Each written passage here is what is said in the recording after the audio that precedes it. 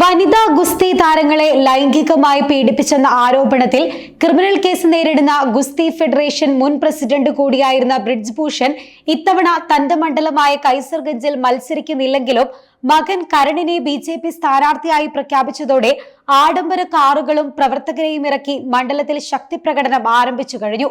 മകൻ കരണിന്റെ നാമനിർദ്ദേശ പത്രിക സമർപ്പണത്തിന് മുന്നോടിയായിട്ടാണ് ബ്രിജ്ഭൂഷൺ കൈസർഗഞ്ചിൽ വൻ റോഡ് ഷോ നടത്തിയത്. 700ഓളം SUVകളും 10,000ഓളം പ്രവർത്തകരും അണിചേർന്ന ശക്തി പ്രകടനത്തിൽ MLA-മാരും MLC-മാരും മറ്റ് ജനപ്രതിനിധികളും പങ്കെടുത്തിരുന്നു.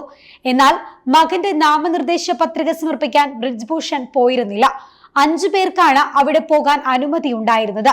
എന്നാൽ ക്രമീകരണങ്ങൾ നോക്കി നടത്തേണ്ടതിനാലാണ് താൻ മകനൊപ്പം പത്രിക സമർപ്പിക്കാൻ പോകാതെ ഇരുന്നത് എന്നായിരുന്നു ബ്രിജ്ഭൂഷൺ പിന്നീട് പ്രതികരിച്ചത്.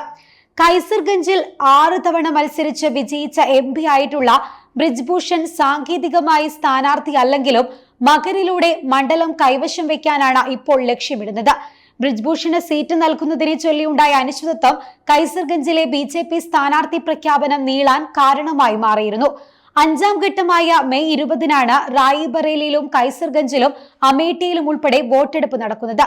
അതേസമയം ബ്രിജ്ഭൂഷണെതിരെ പരാതി നൽകിയ ഗുസ്തി താരങ്ങൾ മണ്ഡലത്തിൽ മകന് സീറ്റ് നൽകിയതിനെതിരെയും രംഗത്തു വന്നിരുന്നു. ആരോപണങ്ങളുടെ പേരിൽ ബ്രിജ്ഭൂഷണ് കൈസർഗഞ്ചിൽ സീറ്റ് നിഷേധിക്കപ്പെട്ടാലും പകരം കുടുംബത്തിൽ നിന്നു തന്നെ ആരെങ്കിലും എത്തുമെന്ന സൂചനകൾ നേരത്തെ തന്നെ ഉണ്ടായിരുന്നു. കൈസർഗഞ്ച് ഉൾപ്പെടെയുള്ള മേഖലകൾ ബ്രിജ്ഭൂഷന്റെ സ്വാധീന മേഖല കൂടിയാണ്. ഇവിടെ മകൻ തന്നെ സ്ഥാനാർത്ഥിയായി എത്തിയതോടെ പാർട്ടിയിലും മണ്ഡലത്തിലുമുള്ള ബ്രിജ്ഭൂഷന്റെ സ്വാധീനവും ഇതോടെ വ്യക്തമാണ്.